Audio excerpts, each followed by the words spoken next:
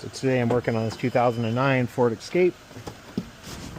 It's got check engine light on. I already scanned it. Unfortunately, I didn't take a picture or video of the scan tool before I erased it, but I did take it on the tablet.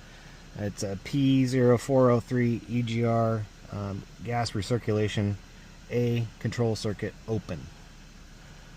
So we need to do some electrical testing and functionality tests of the EGR valve itself. So that's our next step.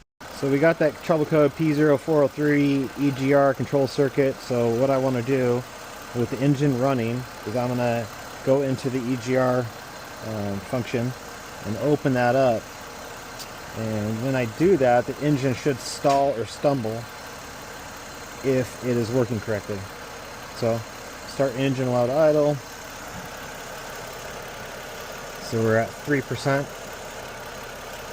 13%, 18, 20, 30, 40, 48%, 52% open, and this thing hasn't changed at all. So next thing we need to do is unbolt this EGR valve, make sure we have good vacuum, it's not plugged up or anything, and we got good exhaust pressure to the valve. And that's our next step. So I got the EGR valve removed. I have both ports plugged. I know that I'm not getting any EGR flow when I command it, so I need to see if I have exhaust pressure present here and vacuum pressure here. So kind of here, I can feel it. Definitely have exhaust there. And you can see I have vacuum there. So we have good flow. We're just not getting anything through the EGR valve. We need to figure out why. Now that we know when I'm activating this EGR valve with the scan tool, the engine never stumbles, meaning the exhaust flow never enters into the engine. So I pulled it off so I could visually see the valve itself while I increase and decrease it with the scan tool. And the valve never moves. It just stays closed every time. So we need to do electrical testing on this thing to see why it's not moving. So now I have the EGR removed from the intake manifold. I have both ports plugged off. We're going to check the electrical state of everything. So the two center pins should have power, which we have power. Now the four outer plug wires, they are for the stepper motors. And when I activate this with the scan tool, increase its position opening, each one of those stepper motors should be grounded by the PCM in a different order. The order is not concerning, just whether or not they do get grounded at some point. We start with stepper motor 1.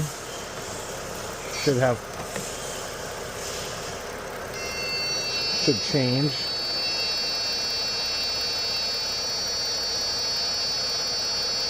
So you can see it's changing its state as I increase or decrease on the scan tool.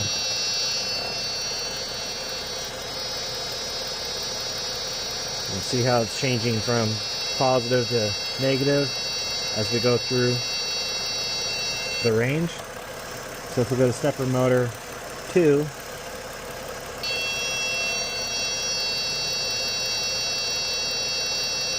it too is changing state throughout the range. If we go to stepper motor 3,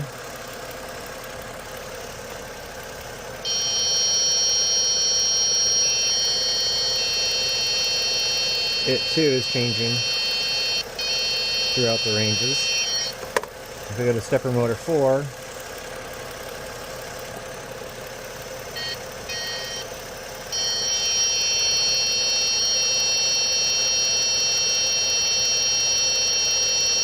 it's not changing state at all. It's not being grounded by the ECM. So the next thing we'll need to do is we'll need to figure out what pin is for that stepper motor on the ECM, and then we'll have to do a resistance test to see if there's a break in the wire. So that'll be the next thing we got to do. So now we know that one of the stepper motors is not being grounded by the PCM. We need to verify that that wire is good from the PCM to the EGR valve. So we are checking the yellow-blue wire and it goes to pin 15 on connector 175E, which is the middle connector, and it is the third one from the end on the top. So I got my back probe in there, and we have continuity, meaning that wire is good from there to there, and we're showing a resistance reading there. So the wiring's good, so we got to replace the ECM.